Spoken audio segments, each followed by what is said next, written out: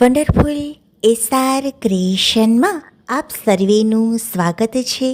આજે આપણે જોઈશું ચૈત્રવદ એકાદશી અર્થાત વરુથીની એકાદશીની વ્રતકથા મહાત્મય. મિત્રો, વિડીયો પસંદ આવે તો વિડીયોને લાઈક કરશો, વધારેમાં વધારે શેર કરશો. જો આપ ચેનલમાં નવા હોય તો ચેનલને સબસ્ક્રાઈબ જરૂરથી કરશો. કહેવાય છે કે વરુથીની એકાદશીનું વ્રત કરનાર સદાય સુખ પ્રાપ્ત કરે છે, સર્વ દુઃખોનો નાશ થાય છે. વળી જે ફળ 10,000 વર્ષ સુધી તપશ્ચર્યા કર્યા પછી જે મનુષ્યને પ્રાપ્ત થાય છે, તે જ ફળ આ વરુથીની એકાદશીનું વ્રત કરવા માત્રથી જ પ્રાપ્ત થાય છે.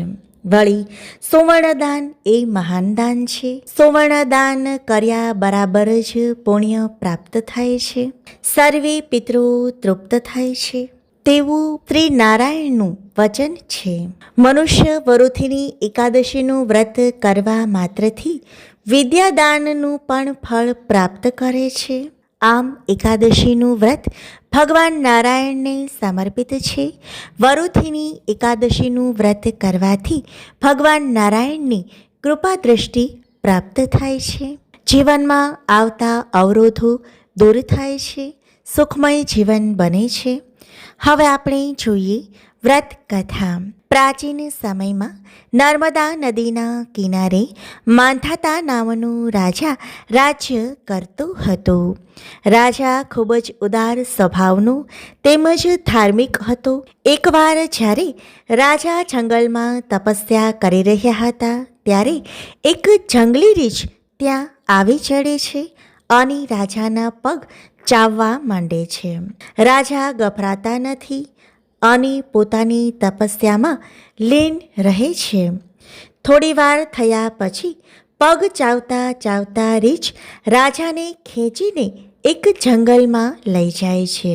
હવે રાજા થોડા ગભરાઈ જાય છે, પરંતુ તપસ્યા અને ધર્મના કારણે ક્રોધ કે હિંસા ન કરતા રાજા ભગવાન વિષ્ણુને પ્રાર્થના કરવા લાગે છે. રાજાની પ્રાર્થના સાંભળીને ભગવાન નારાયણ ત્યાં પ્રગટ થાય છે અને પોતાના ચક્ર દ્વારા રીંછને મારી નાખે છે. રાજાનો પગ રીંછ ખાઈ ચૂક્યો હોય છે, તેથી રાજા ખૂબ જ ઉદાસ થઈ જાય છે. ભગવાન વિષ્ણુ આ બધું જોઈને કહે છે કે હે વત્સ, દુઃખી થઈશ નહીં.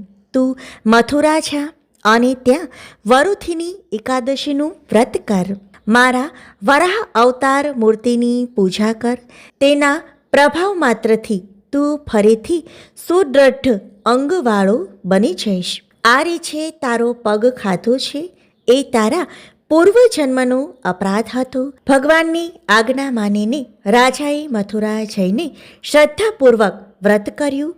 તેના પ્રભાવ માત્રથી સુંદર અને સંપૂર્ણ અંગો પ્રાપ્ત થાય છે. આમ તે ખૂબ જ સુંદર બની જાય છે. હે ભગવાન નારાયણ, તમે જેવા માંધાતાને ફળ્યા તેવું તમારું વ્રત કરનાર, કથા વાંચનાર, સાંભળનાર સૌને ફળજો. જય વિષ્ણુ ભગવાન. મિત્રો, વિડીયો પસંદ આવે તો વિડીયોને લાઈક કરશો, વધારેમાં વધારે શેર કરશો. જો ચેનલમાં નવા હોય તો ચેનલને સબસ્ક્રાઈબ જરૂરથી કરશો. આભાર.